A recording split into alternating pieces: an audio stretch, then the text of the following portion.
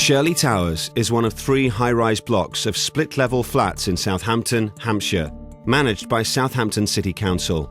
It has 150 one- and two-bedroom flats and houses between 350 and 400 tenants. At 20:09 on the evening of the 6th of April 2010, a call was received in Hampshire Fire and Rescue Services control room.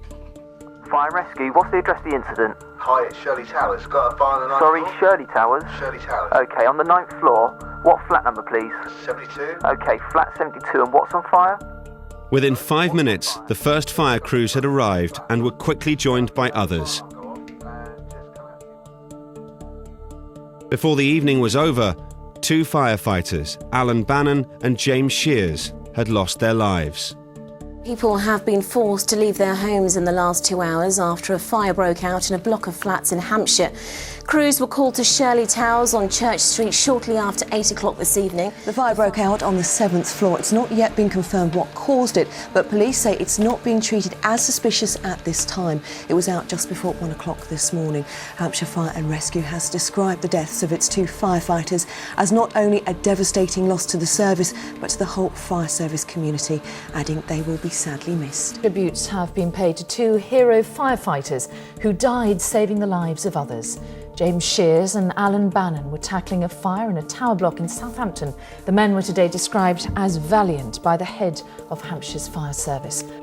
The next day, it was announced a full investigation would take place.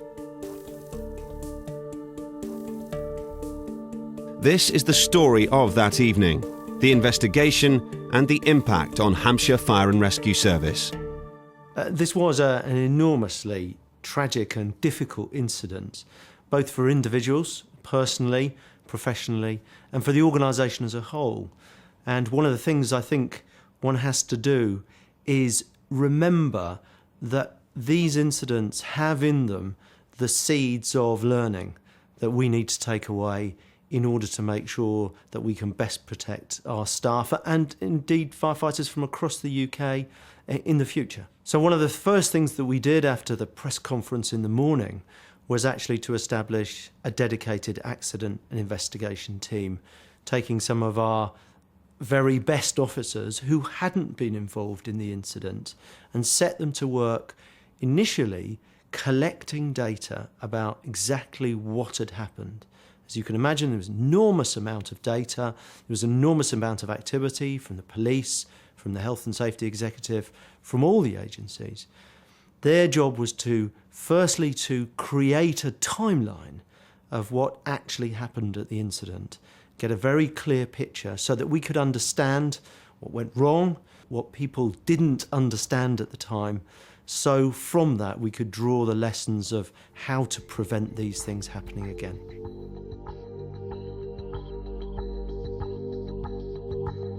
Shirley Towers was constructed in 1967. It has 16 levels, with 150 flats in total.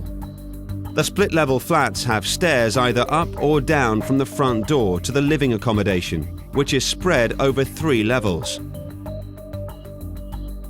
The fire started in flat 72 on the 9th level. The residents had draped a curtain over the top of an uplighter lamp in the lounge while hoovering earlier that day. They later turned the lamp on and then noticed a burning smell, but thought it was outside. A little later, the resident realised it was the curtain and pulled it out of the lamp and attempted to extinguish it using a bottle of soft drink. The alarm was then raised by a neighbour who called 999. This is an identical flat to number 72. The first firefighting team, Red 1, were sent in to fight the fire. A second team, Red 2, of firefighters Alan Bannon and James Shears, were sent in to hose manage for Red 1. The firefighters, on entering, climbed the stairs to the lounge and kitchen. The fire was in the lounge, but Red 1 did not detect the fire due to the thick smoke. They commenced a right-hand search pattern, using the walls to guide them.